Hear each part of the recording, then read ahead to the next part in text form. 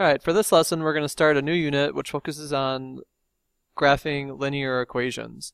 To do that though, we need to be comfortable working in a coordinate plane and plotting points. So this lesson hopefully should be a review, and it shouldn't be anything that's too difficult or hard to follow. These are things you probably have learned in your Algebra 1 class or maybe even in middle school. So let's get started. A coordinate plane. Mathematics is a powerful tool used by scientists and has directly contributed to a highly technical world we live in. One fundamental application of mathematics is the graphical representation of numerical data. So graphical just means graphs, and numerical means numbers. We can use graphs to represent numbers. Consider the data below about the number of clients admitted to a drug and alcohol rehabilitation program over a 12-month period. So they give us our nice little graph. Here's the months, and then here's the number of clients. And notice they listed the months using numbers. So January is 1, February is 2, so forth and so on. That shouldn't be too shocking. And then they list the number of clients that came to the program per month. So using that, they plotted those points onto a coordinate plane where the horizontal or x-axis was the month. So remember 1 corresponded to January, 2 to February, 3 to March, and so forth and so on. And then they made a scale over here of numbers from 0 to 100 for the number of clients. The benefit of doing this is that you can use graphs like these to answer questions and analyze different situations. So for like this one, which month had the highest number of clients? You could look at the table for the highest number, or with the linear graph, you could see which dot is the highest. And just looking at my graph, the highest dot comes in the 12th month, which is December. To confirm, you could look at the number of clients on the table and then see that 90 is the highest, which happens in December. How many clients were served in the first month? Well, that's easy to see in the table. It's 55. The graph isn't as great because it's approximating where that 55 is. So sometimes tables are better representations of data. So how many clients were served in the first month? 55 clients. Which month had 60 clients? So again, you could use the table or the graph. I like the graph because I can easily look at 60 for clients and then go across and see which number it intersects with. And here it intersects with 4, which is April. If you wanted to use the table, you could just look for the 60 on the table and then find that it was in month 4. Let me shift up the paper here. Alright. Now we're going to look at between which 2 months did the number of clients decrease. And here's where the graph is more helpful. Alright, so here's where the graph is more helpful. If we're taking a look at the graph, you can look and see where the data points are decreasing. So I actually see a couple instances where there's a decrease. One, it looks like the first one that happens is at March to April. There's a decrease there. So I could say March to April. Or, if there's another decrease, it looks like from September until October.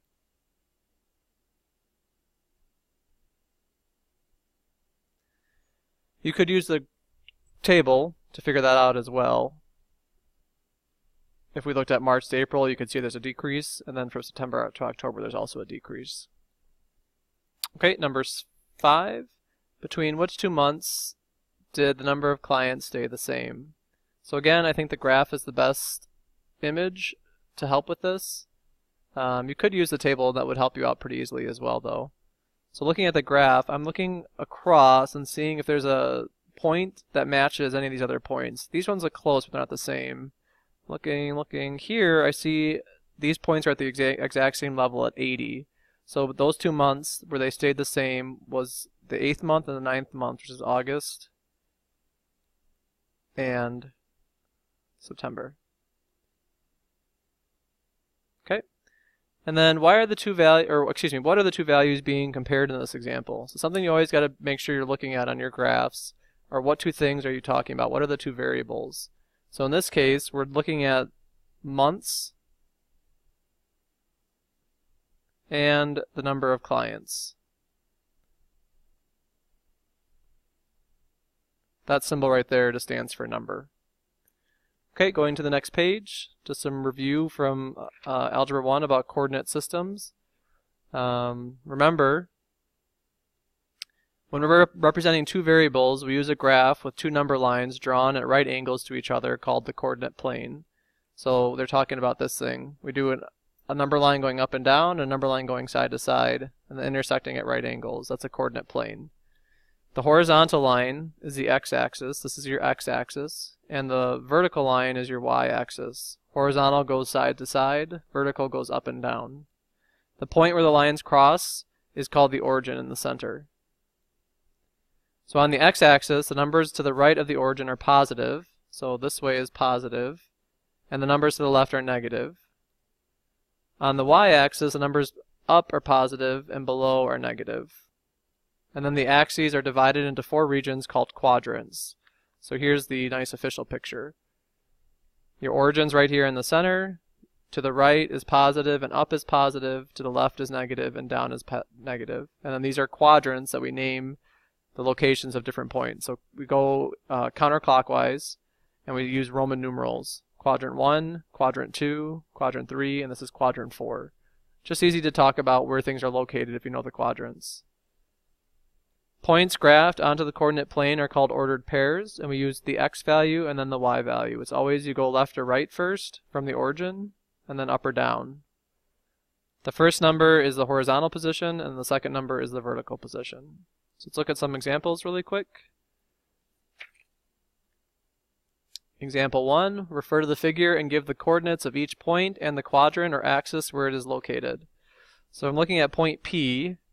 Point P, I start in the center, I go over 1 to the right, and I'm not going up or down at all. So it's at 1, 0.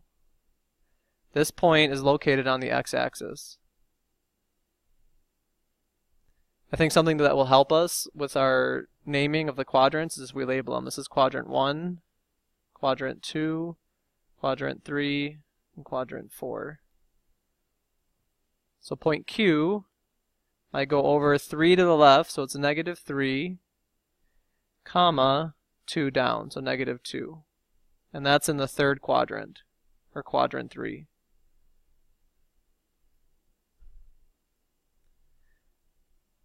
Point R is at 2, 5. That's in the first quadrant, Quadrant 1. S is at 4, -4. And that's in Quadrant 4. There are little negatives here. I know it's hard to see because they're on the line, but those are little negatives. Point T is at -1, 1. And that's in Quadrant 2. And then point U is at 0, because I'm not moving left or right at all, I'm just going straight down. 0, -3. And that's on the y-axis. Okay? So what I want you to do on the bottom is try on your own. Given the coordinates of the labeled points, and then state the quadrant or axis where the point is located. So I've listed the letters. You're going to write down the coordinate, and then which quadrant or axis is it located on. I did the first one as an example. A is at 2, 4. Do the rest and name the quadrant or axis. When you finish, I have activities for you to work on for this topic.